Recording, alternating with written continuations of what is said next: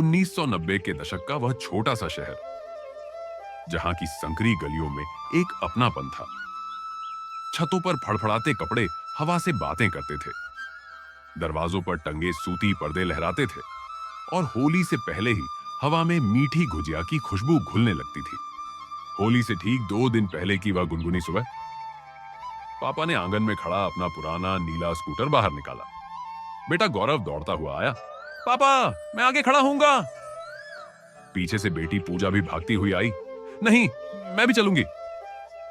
Mummy ने दरवाजे से झांकते हुए हंसकर कहा, अरे आराम से बैठना, गिर मत जाना दोनों। गौरव शांत से स्कूटर के आगे खड़ा होकर हैंडल पकड़ने की कोशिश करने लगा और पूजा पीछे बैठकर पापा की शर्ट को कसकर पकड़ ली। पापा मुस्कुराए।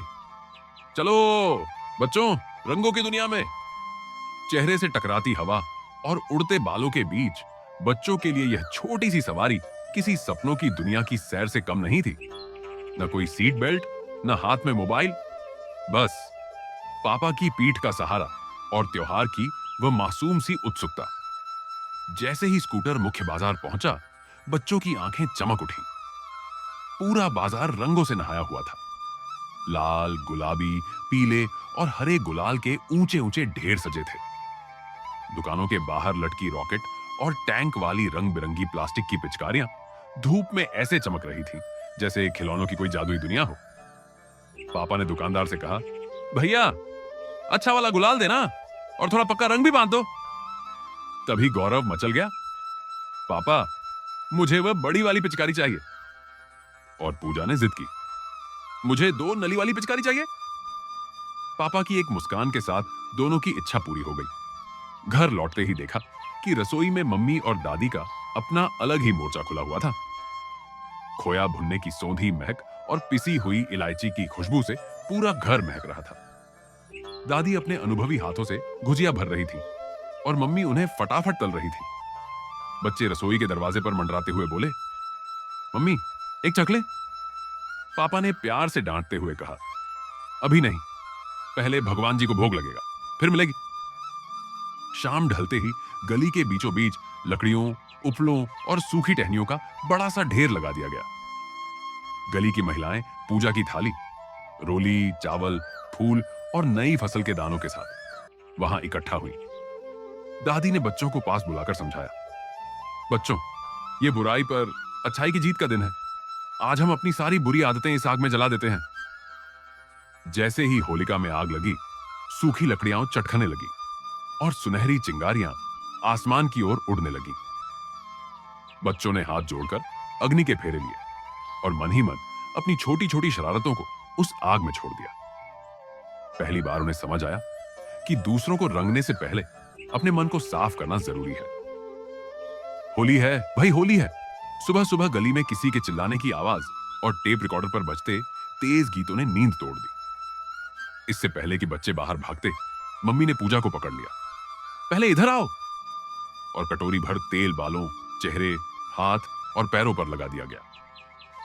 पूजा बोली, मम्मी बहुत चिपचिपा लग रहा है। दादी हंसते हुए बोली, बेटा शाम को नहाते समय अपनी मम्मी को धन्यवाद कहोगे। बाहर जाने से पहले दादी ने आवाज लगाई, रुको, पहले भगवान जी के चरणों में गुलाल रखो। बच्चों ने पूजा घर में गुलाल चढ़ाया, फिर मम्मी पापा और दादी के पैर छुए। माथे पर गुलाल का टीका लगाते हुए बड़ों ने आशीर्वाद दिया, हमेशा ऐसे ही हंसते खेलते रहो। घर के बाहर निकलते ही बच्चों की टोली पूरी तरह तैयार थी। गली किसी युद्ध भूमि से कम नहीं लग रही थी। कोई बाल्टी में रंग घोल रहा था, कोई छुपकर पानी के गुब्बारे तैयार कर रहा था। अरे भागो, पीछे से आ रहा है। पिचकारी की धार छूट रही थी, पानी के गुब्बारे हवा में उड़ रहे थे और पूरा मोहल्ला रंग बिरंगे बादलों से ढक गया था।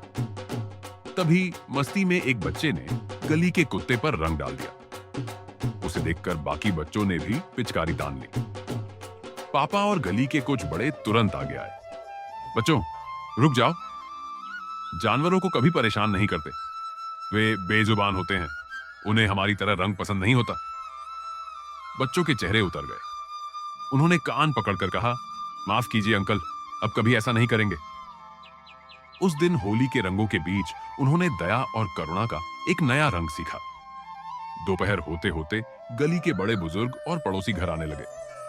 सबने एक दूसरे के गले लगकर गुलाल लगाया और शुभकामनाएं दी।